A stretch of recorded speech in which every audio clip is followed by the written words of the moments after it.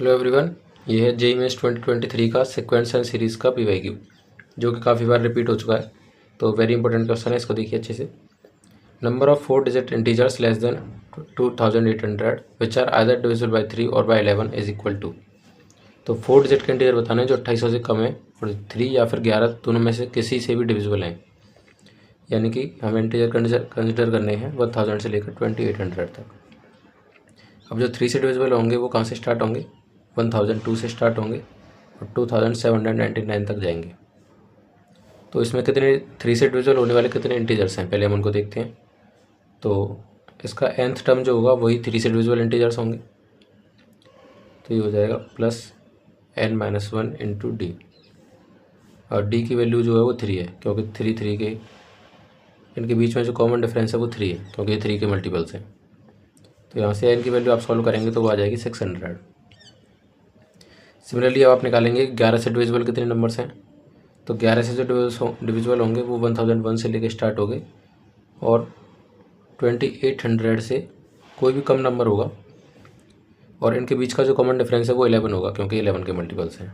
तो चलिए अब इसमें आपको लास्ट टर्म देखने की ज़रूरत नहीं है, वो अपने आप निकल आएगा। देखिए जैसे आपको लास्ट टर्म निकालना है तो आप 2800 ही रख लीजिए और यहाँ पे 1001 प्लस n-1 इंटू 11। अब यहाँ से जब आप n की वैल्यू निकालेंगे तो 164 पॉइंट कुछ आएगी, तो यानी कि हमें 164 ही लेना है क्योंकि नंबर ऑफ़ जो टर्म्स हैं वो पॉइंट में नहीं आएंगे। तो n की वैल्यू 164 हो गई यहाँ से।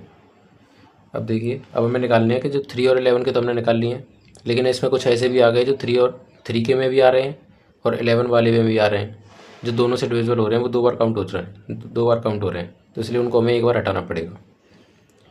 तो हम क्या करेंगे, जो 33 से डिविजिबल हैं वो इन दोनों में आ रहे होंगे क्योंकि 33 के प्राइम फैक्टर हैं 3 और 11, तो इन दोनों से डिवाइड हो रहे हैं वो 33 के मल्टीपल में आ रहे होंगे।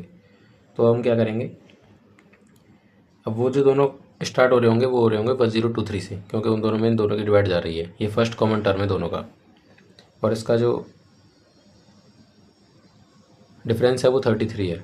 यहाँ से स्टार्ट हो गए 2800 तक।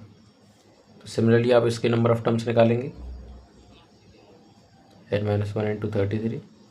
तो यहाँ से n की वैल्यू आपको 54 पॉइंट कुछ मिलेगी, तो ये 54 हो जाएगा। अब जो नंबर ऑफ़ 4 डिजिट इंटीजर्स उसने पूछे हैं उसका नंबर आएगा this plus this minus this, तो ये 710 हो जाएगा आपका आंसर, क्योंकि जो टोटल टर्म्स डिवाइड हो रहे थे उसमें से कॉमन टर्म्स एक बार हटा दिए और ये आपका आंसर।